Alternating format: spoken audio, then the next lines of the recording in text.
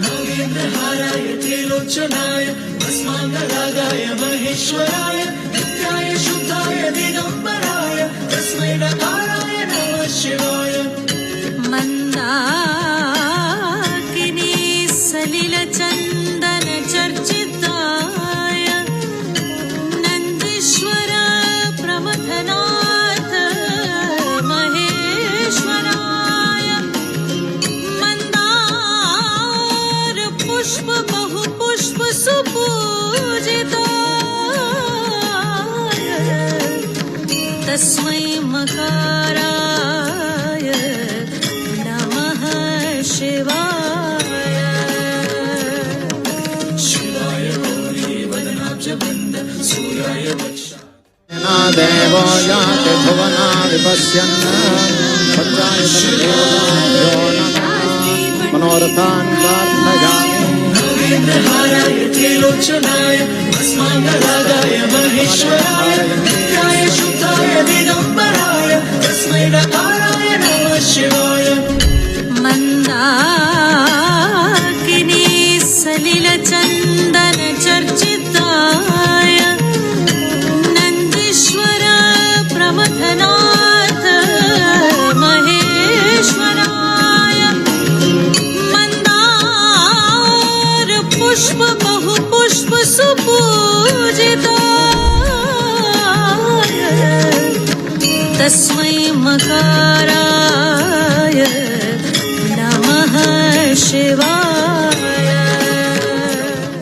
नमस्ते स्तुलम्बोधराजैकदन्ताय विघ्नविनाशिने शिवसुताय श्रीवरदमूर्तये नमः।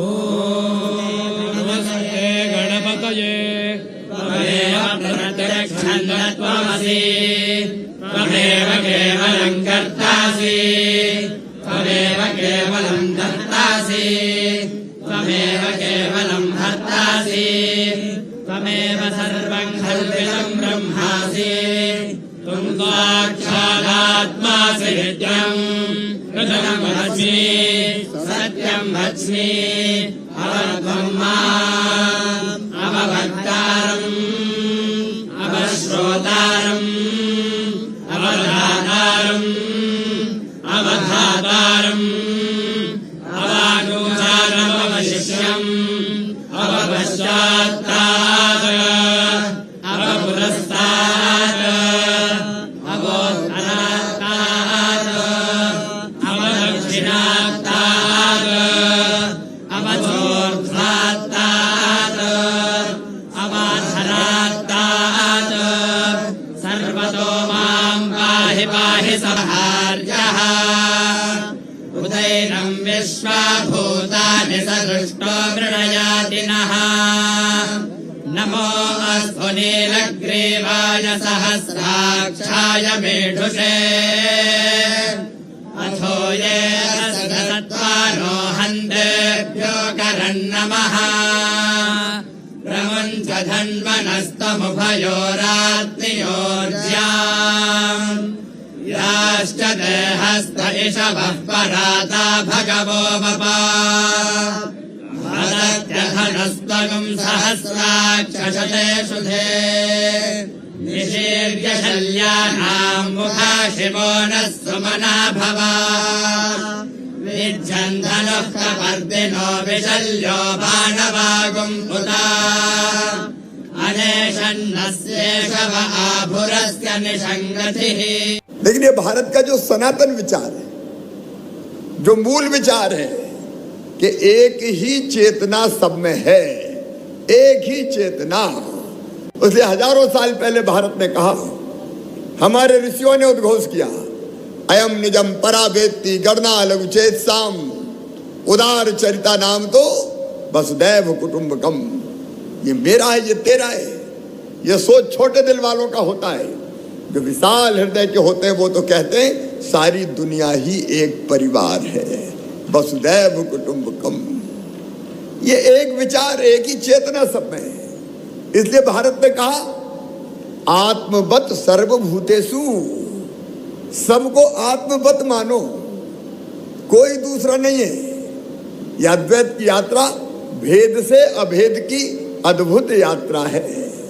और इसको अलग अलग शब्दों में अनेकों ऋषियों ने कहा, संतों ने कहा। अब देखिए, अद्भुत देश है हमारा, अद्भुत देश जो कहता है धर्म की जय हो, अधर्म का नाश हो, और प्राणियों में सद्भावना हो।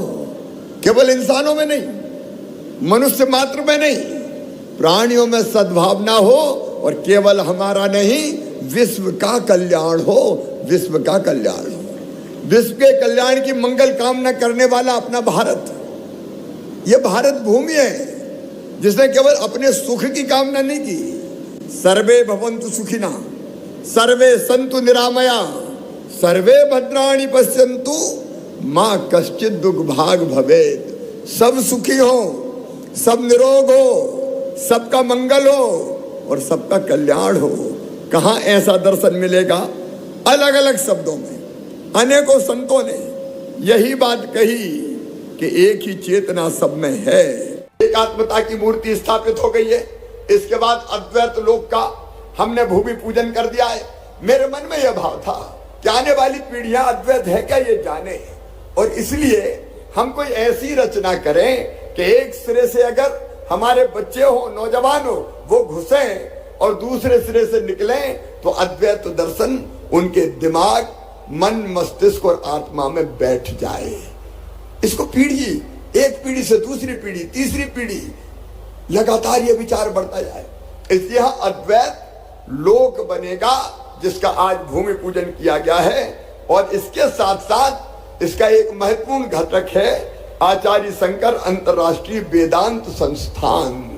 ये अद्वैत का सिद्धांत दुनिया भर में जाना चाहिए।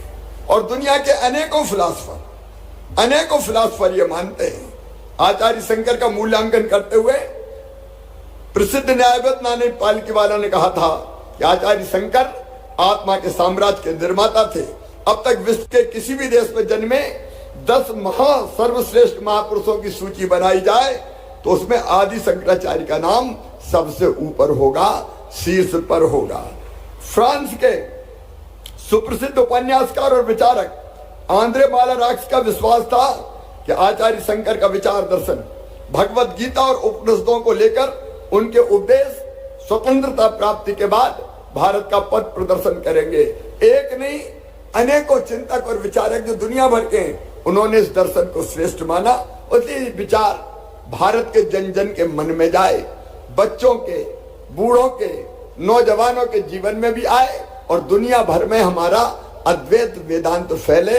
इसलिए आचार्य शंकर अंतर्राष्ट्रीय वेदांत संस्थान या गुरुकुल होगा, जहां पढ़ने, अद्वैत की शिक्षा लेने देश और दुनिया भर से कई विद्यार्थी आएंगे और अद्वैत में दीक्षित होकर दुनिया भर में शांति की स्थापना करने का काम करेंगे।